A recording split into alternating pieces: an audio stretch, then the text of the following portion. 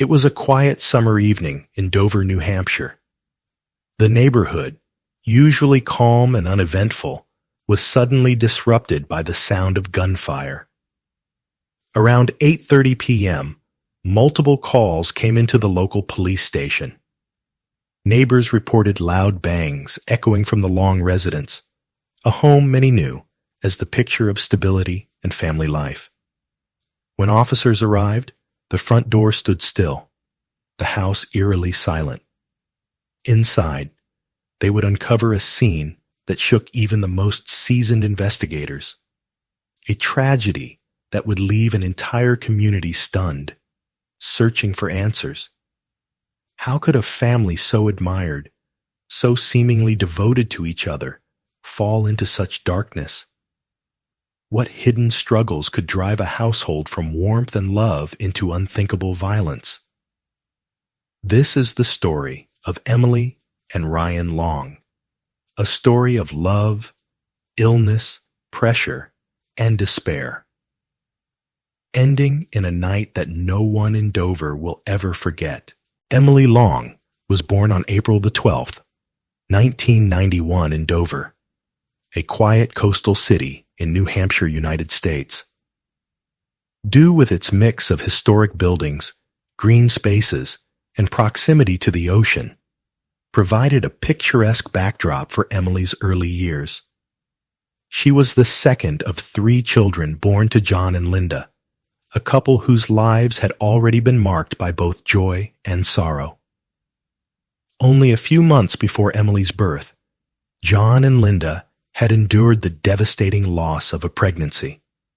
The grief left a scar, but when Emily arrived, she became a symbol of renewal, a living reminder that hope could follow pain. For John and Linda, her birth rekindled their determination to build a stable home, one filled with the love and resilience they so deeply valued. Linda, a dedicated elementary school teacher in a rural school nearby, was known for her patience and kindness, traits she carried into her role as a mother. John, a mechanical engineer who managed a modest workshop, worked long hours to provide for his family, instilling in his children a sense of discipline and responsibility. Emily's childhood was shaped by that foundation. The Long household was modest, but steady, private, yet warm.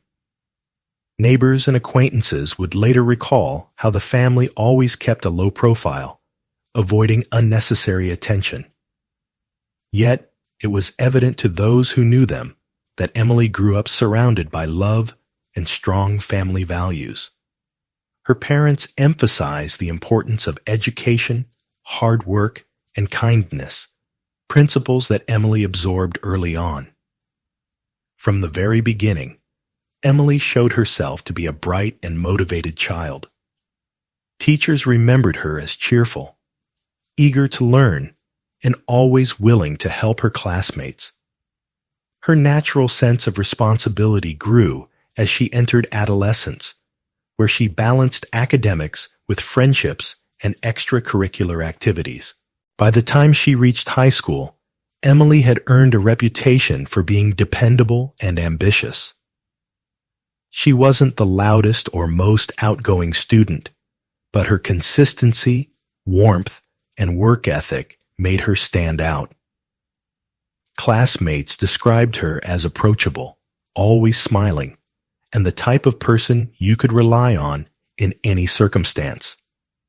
Her teenage years also revealed her growing independence. Emily was driven by a desire not just to succeed academically, but to make something meaningful of her life.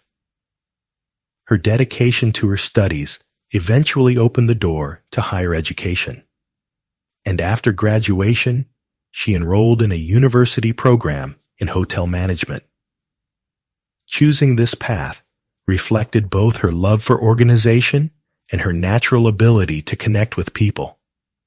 The degree demanded long hours and discipline, but Emily thrived, completing her coursework with the same perseverance that had defined her earlier years.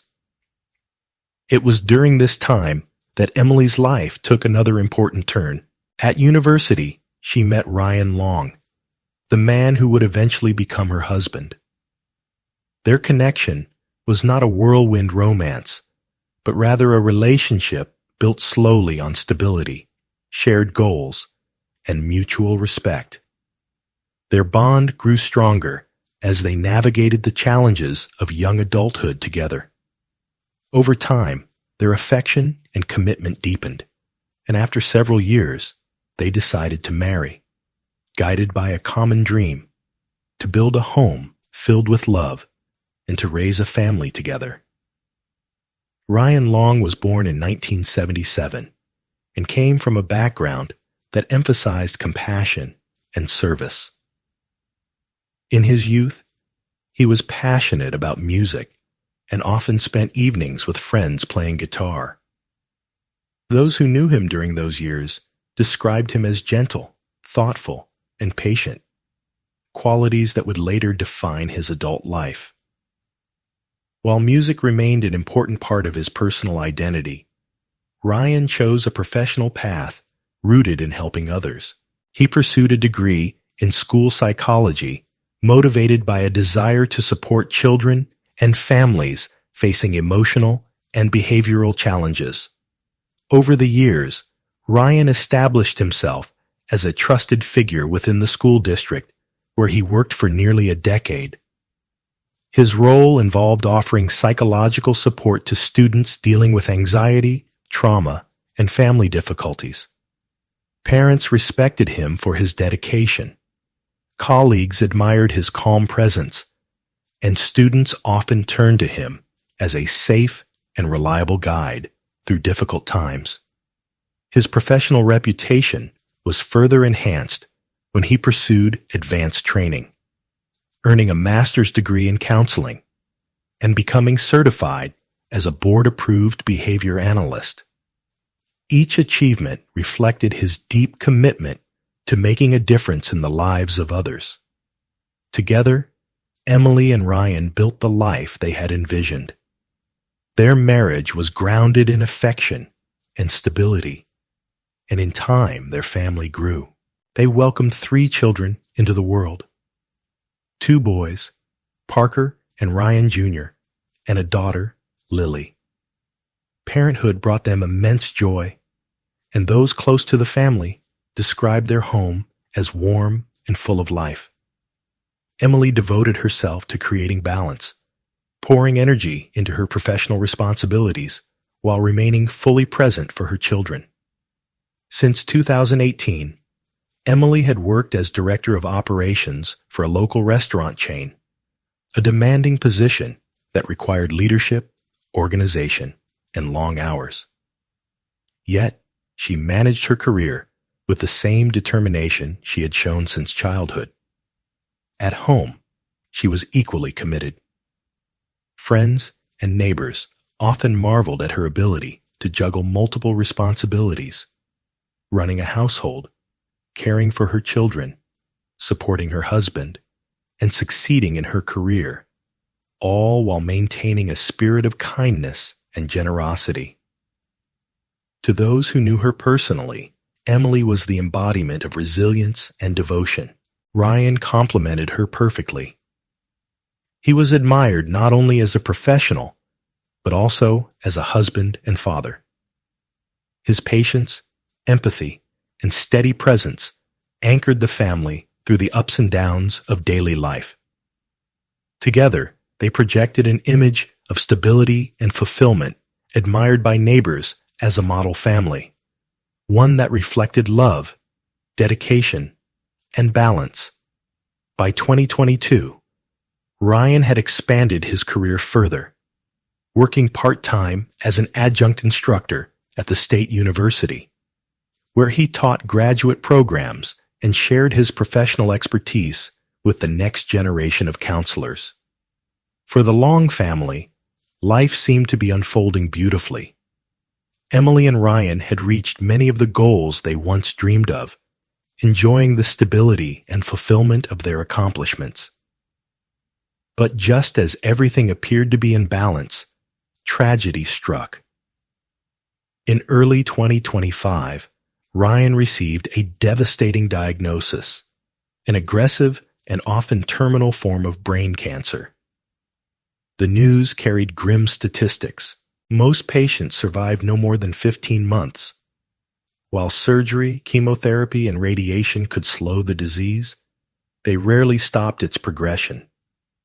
The cancer was relentless, often bringing seizures, cognitive decline, and personality changes, turning once vibrant loved ones into unrecognizable figures within their own homes. For Ryan, these changes began to appear all too quickly. Emily was thrust into a new role, not just a wife and mother, but her husband's primary caregiver.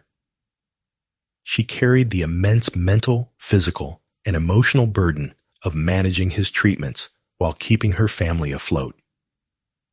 Determined to process her reality and find some measure of strength, she began documenting her journey online. Through daily videos on a popular social media platform under the account name Ryan Cancer Wife, Emily shared the raw truth of living beside a terminal illness. Her posts revealed the exhausting cycles of surgery, chemotherapy, and radiation, as well as her own battles with depression, overwhelming fatigue, and the struggle to remain strong for her children. The account quickly became more than a diary. It was a heartbreaking testimony of love, despair, and resilience. For Emily, it was also a lifeline, a place where she sought understanding and support from strangers, often saying that recording her thoughts was cheaper than therapy. Yet, as the weeks passed, her tone darkened. The weight of caring for Ryan and raising their children, largely on her own, grew heavier. Her videos revealed increasing hopelessness, emotional conflict, and the suffocating pressure of a life overtaken by illness. On Sunday, August 17, 2025, Emily, just 34 years old, posted one final message. She admitted she was overwhelmed with depression, crushed by the situation at home, yet still trying to fight for the sake of her children. But the next day, the struggle reached its breaking point. On the evening of August 18th, around 8:30 p.m., local police arrived at the Long family property after neighbors called emergency services. They reported hearing the chilling sound of gunshots echoing from the home. What authorities found that night would mark a tragic turn in the story of Emily and Ryan Long. When officers entered the Long residence, they were met with a devastating scene. 4 members of the family were confirmed dead. Ryan, 48 years old, was found lifeless, and 2 of their children, 8-year-old Parker and 6-year-old Ryan, each with fatal gunshot wounds to the head. Emily herself was discovered in the master bedroom, a firearm still in her hand, with a self-inflicted gunshot wound that ended her life.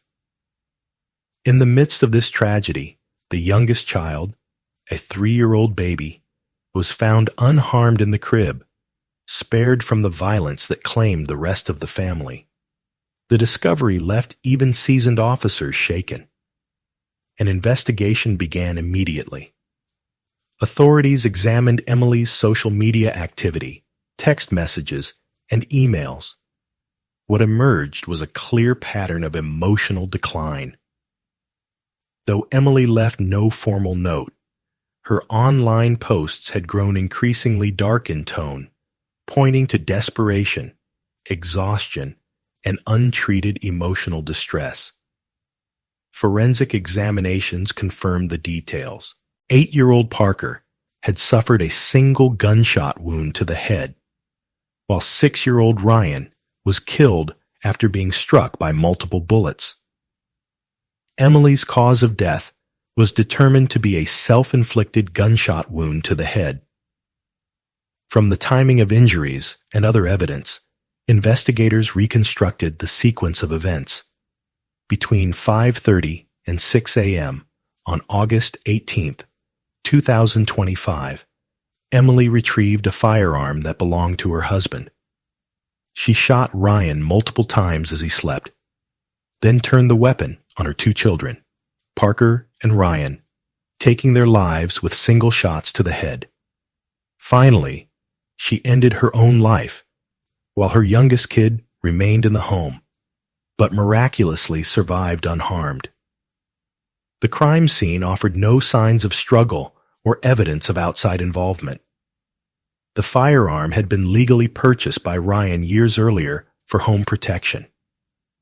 With no indication of third-party suspects, the case was classified as a murder-suicide. In the aftermath, the deputy prosecutor addressed the public, urging caution in drawing conclusions.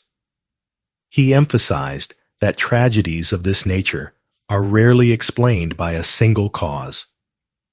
While Ryan's terminal illness and Emily's emotional strain were seen as critical pressures, investigators also considered broader factors, financial, psychological, and social, that may have contributed. For the small community of just over 2,000 residents, the loss was staggering. The Long family had been regarded as exemplary, a model household of dedication and love. Now the town was left reeling, mourning the deaths of a family that had once embodied stability, warmth, and hope. Neighbors and friends remembered the Long family as kind, generous, and deeply engaged in the local community. Ryan, in particular, was beloved for his work as a school psychologist. Students, parents, and colleagues all spoke of his compassion and his steady presence. One of his longtime friends from high school, Tara, described him as an incredible man whose greatest dream was to be a father. That dream, she explained, defined much of who he was. Emily and Ryan's children were also cherished in the community. Friends and neighbors recalled how Parker and Ryan were bright, playful, and affectionate. Just weeks before the tragedy, the children had set up a small lemonade stand outside their home. An innocent act of childhood that made the shock of their loss even more painful. The local school district declared a period of mourning. The elementary school issued a statement of condolence, while community organizations stepped forward to provide psychological support. Counselors were made available not only for the surviving kid, but also for students, staff, and neighbors struggling to process what had happened. In the midst of grief, however, other troubling details surfaced. Reports emerged of allegations against Emily related to financial misconduct at her workplace.